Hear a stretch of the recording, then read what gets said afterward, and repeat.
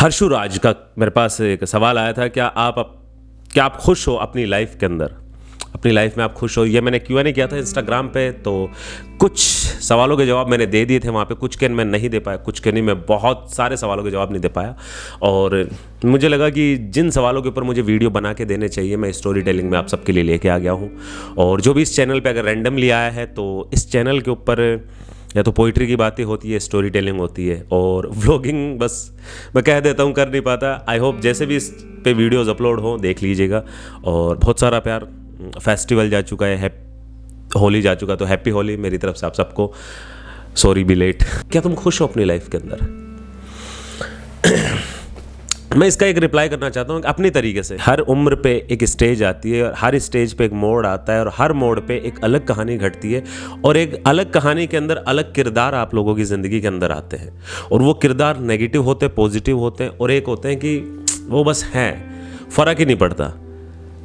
तो उनके अंदर लाइफ चलती रहती है। कहीं ना कहीं मेरा ये मानना है, एक वक्त था जब आप लोगों के दिमाग के अंदर, लड़का हो या लड़की हो, दिमाग के अंदर ये था कि क्रश के सामने बेइज्जती ना हो जाए, मुझे बहुत ज़्यादा इंसल्टिंग फील होगा। तो फिर एक एज के बाद में वो भी डर निकल जाता है। वो ऐसा बस, वो भी एक टाइम था मेरी ज़िंदगी के अंदर, जो एक ऐसा लगा था कि ख़त्म हो गया मेरी लाइफ में सब कुछ। वो 10th के अंदर फेल होना, मेरे को ऐसा लगा था सब कुछ ख़त्म हो गया, सब कुछ, अब कुछ बचा ही नहीं है ज़िंदगी के अंदर। लेकिन अब मैं बड़ा मिस करता हूँ कि काश 2-3 बार फेल हो गया होता। इतनी, जिस प्रॉब्लम को मैं पहाड़ जितनी बड़ी समझ रहा था कि मैं तो स्कूल में फेल हो गया, 10th के अंदर मेरा क्या होगा, वो राई के दाने के बराबर में नहीं निकली। तो वो अब आते हैं खुशी के ऊपर कि आप लाइफ के अंदर खुश हो या नहीं हो। समटाइम कभी कभी लगता है कि बहुत खुशी है, कभी कभी लगता है कि यार मायूसी सी छा जाती है, कभी कभी डिमोटिवेट भी हो जाता है इंसान, कभी कभी बहुत मोटिवेट हो जाता है, कभी कभी लगता है कि किसी के सहारे की ज़रूरत नहीं है, और कभी कभी लगता है कि मैं तो लाचार हूँ। तो ये चलता रहता है लाइफ के अंदर। लेकिन एग्जैक्टली इसका रिप्लाई शायद मेरे पास आज के 10 साल बाद में भी नहीं हो, क्या मैं खुश हूँ, और यही शायद वो है। और फ्लेवर चेंज होते रहे लाइफ के अंदर, तभी तो मज़ा आता है ज़िंदगी जीने का। अब मैं तुम्हारी कोई फेवरेट फिल्म ले लो, तुम अपनी तरफ से अपनी फेवरेट फिल्म सोच लेना, चाहे से बॉलीवुड हो या हॉलीवुड हो। नहीं, बॉलीवुड मत सोचना, बिकॉज बॉलीवुड के अंदर कैरेक्टर की वो एक्सप्लेनेशन नहीं दी जाती, उस तरीके से उसको लिखा नहीं जाता है, लिखा जाता है तो उसको उस तरीके से निभाया नहीं जाता, बहुत सारी है। तो आप हॉलीवुड ट्राई कर लेना।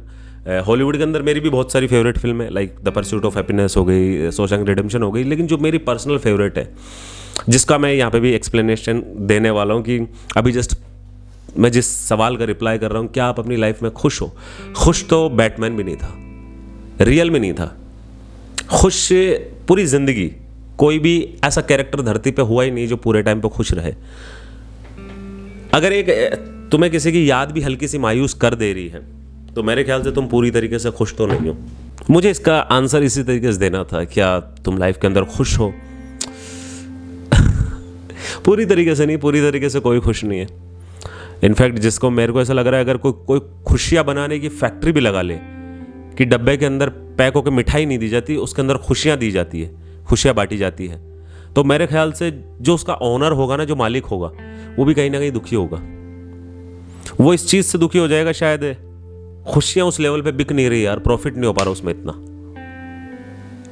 हाँ, मुझे लगता है कहीं ना कहीं ऐसा, पता नहीं सही लगता है या गलत, लेकिन हाँ, कि मैच्योरिटी आपको कहीं ना कहीं सिखा देती है कि हर फेज़ इंसान की ज़िंदगी के अंदर आता है, और उसे एंजॉय करना है या उसे अपसेट रह के बिताना है, वो तुम्हारे ऊपर डिपेंड करता है। और कभी कभी शायद मैं इन्हीं चीज़ों से ज़्यादा इंस्पायर होकर लिख देता हूँ काल्पनिक पोइट्री, कि काश ज़िंदगी तेरी जुल्फ़ों से शुरू होती और तेरी जुल्फ़ों की छाँव में ख़त्म, बस इतनी सी होती ज़िंदगी। लेकिन मेरे ख्याल से एक लूज़र कैरेक्टर ही एक ऐसी बात लिख सकता है। लेकिन कहीं ना कहीं मैं लूज़र कैरेक्टर फिर भी नहीं मानता खुद को। मेरे को ऐसा लगता है कि शायद मैं रोमांटिक ज़्यादा क्योंकि एक लूज़र जिस दिन मैं मान लूँगा, तो उस दिन मैं वो जो लूज़र वाली कहानियाँ हैं वो भी नहीं लिख पाऊँगा। तो बस यार, आज के लिए इतना ही था। मुझे नहीं पता ये वीडियो कैसा बना, सही बना या गलत बना, बस एक सवाल था जिसका रिप्लाई मैं अपने तरीके से करना चाहता था, और नेक्स्ट सवाल देखता हूँ कौन सा है, और उसका भी आप लोगों के सामने रिप्लाई लेके आ जाता हूँ। सो बस देखते रहो और ख़्याल रखो खुद का, और क्या कह सकता हूँ, और फिर करते रहेंगे। ये तो सिर्फ खुशियों के ऊपर था। लाइफ में लोग आते रहेंगे, जाते रहेंगे, और मरते भी रहेंगे, ये एक सच्चाई है। जो कभी नहीं बदल सकती, कोई नहीं बदल सकता इसको।